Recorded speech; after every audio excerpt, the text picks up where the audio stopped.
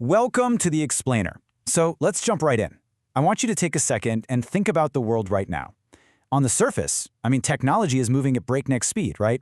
AI is getting more powerful literally every single day. Our cities are hyper-connected, modern, prosperous. By basically all historical metrics, humanity looks like it's crushing it.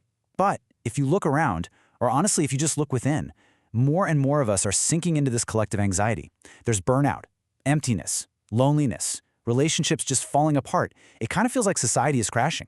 The fascinating source we're digging into today asks a huge question. What if this massive disconnect isn't just a glitch? What if the very foundation of our whole society is actually what's flawed?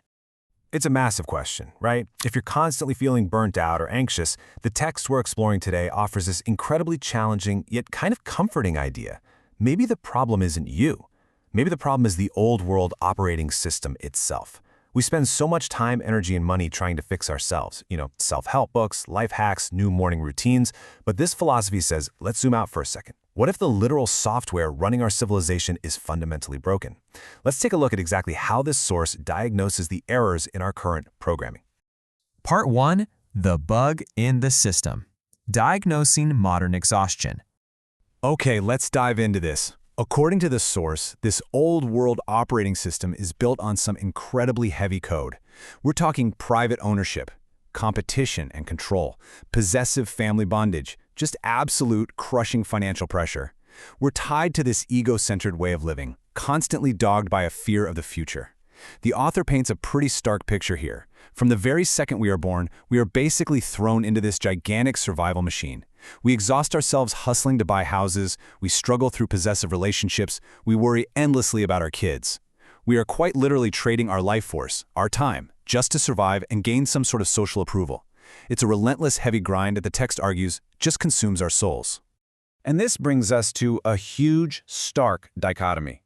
On one side, you have mere surviving. That's the endless loop of chasing desires, seeking validation, just keeping your head above water. But on the other side, living, a truly meaningful, purposeful existence. The argument here is that under the crushing weight of the old system, we spend our entire lives stuck in survival mode, and we never actually make the leap to truly living. It's a profound diagnosis, honestly. It highlights how all our human energy gets completely drained by just maintaining the status quo instead of actually experiencing life. Part 2. The Beta Test. The Second Home Experiment. So if our current OS is keeping us trapped in survival mode, what's the alternative? Well, the text introduces a radical concept proposed by an organization called Life Chanyuan. They call it the second home. It's an entirely new way of life, a community model built completely around sharing, service, spiritual purification, and freedom. But here's the really wild part. It operates completely without closed, traditional family structures. No possessive marriages, no idea that children somehow belong to specific people, no private ownership or fighting over property. And before you write this off, the text points out this is not some utopian fantasy from a sci-fi novel.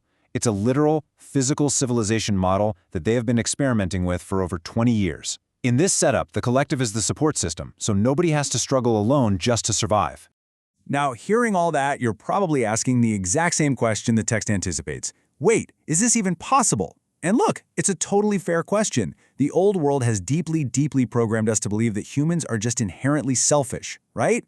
We are taught that if there's no profit, no one's going to work.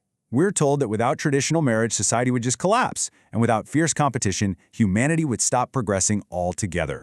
But what if those old concepts are exactly what trap us in this self-centered fight-over-property reality? The new model flips the script completely. It envisions people relating to each other more like brothers and sisters, creating things together, relying on shared resources. Based on their decades of actual practice, Life Chanyuan claims that the root of human suffering isn't human nature itself, it's those old concepts. The argument is that the second you remove the self from the center of the universe, life actually starts to blossom, and all those endless interpersonal conflicts just naturally fade away. Part 3. The Patch Notes. Upgrading Human Consciousness. Now here is where it gets really deep. You can't just go and change the physical structures of society and expect utopia, right? You absolutely have to patch the internal software first. The source argues that the external world's problems originate entirely in the human heart. So in the second home, the most important daily practice isn't making money, it is purifying the soul. The text does not sugarcoat this. It says directly that jealousy, control, greed, vanity, fear, these things are humanity's real hell. And the main thesis here is absolutely crucial. A truly new world cannot happen just by swapping out political or economic systems. It demands a massive elevation of human consciousness. If our internal consciousness stays the same, it doesn't matter how perfect the new system is, we are just going to recreate the exact same suffering all over again. So what exactly does an internal software upgrade look like? Well, the text lays out a very specific path for this inner purification. And, spoiler alert, it takes a little more effort than just hitting update on your phone. It requires actually learning gratitude, repentance, service, and tolerance. It means making the conscious choice to let go of your ego and learning how to love someone without trying to possess them. It's about living in the present moment, following the natural way of things, and integrating yourself into the whole, rather than constantly competing against it. And the text presents this really beautiful paradox here. As you do this inner work, as you become less self-centered, life doesn't become this heavy burden of sacrifice. Actually, it becomes lighter, it becomes freer, and infinitely more joyful.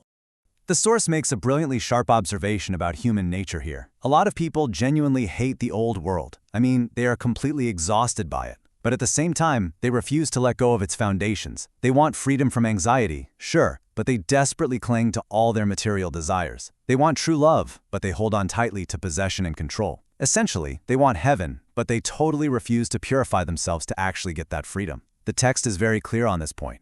The new world is not for everyone. You simply cannot drag the heavy baggage of the old operating system into the new one. Part 4. The System Upgrade. Transitioning to a New Civilization. The philosophy advocated here is really clear. This massive transition is not about some violent political revolution, not at all. Instead, it argues that the truly advanced societies of the future will be a complete upgrade, a civilization built on love, sharing, service, profound freedom, spiritual growth, and total harmony with nature.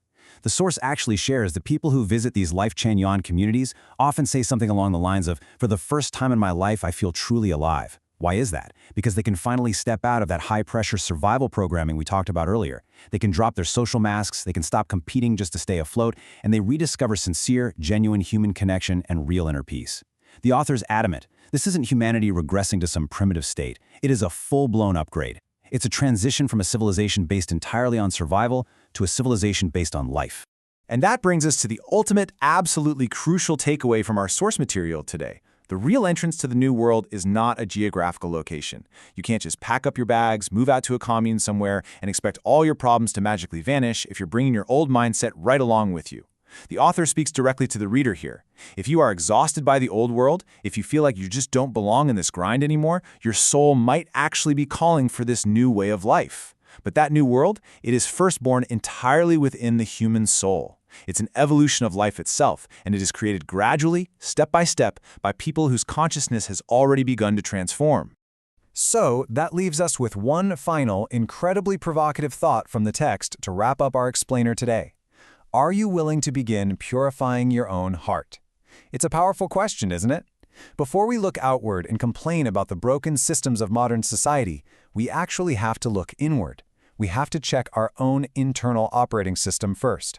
Thank you so much for joining me on this deep dive into such a fascinating perspective. Keep learning, keep questioning, and I will see you in the next explainer.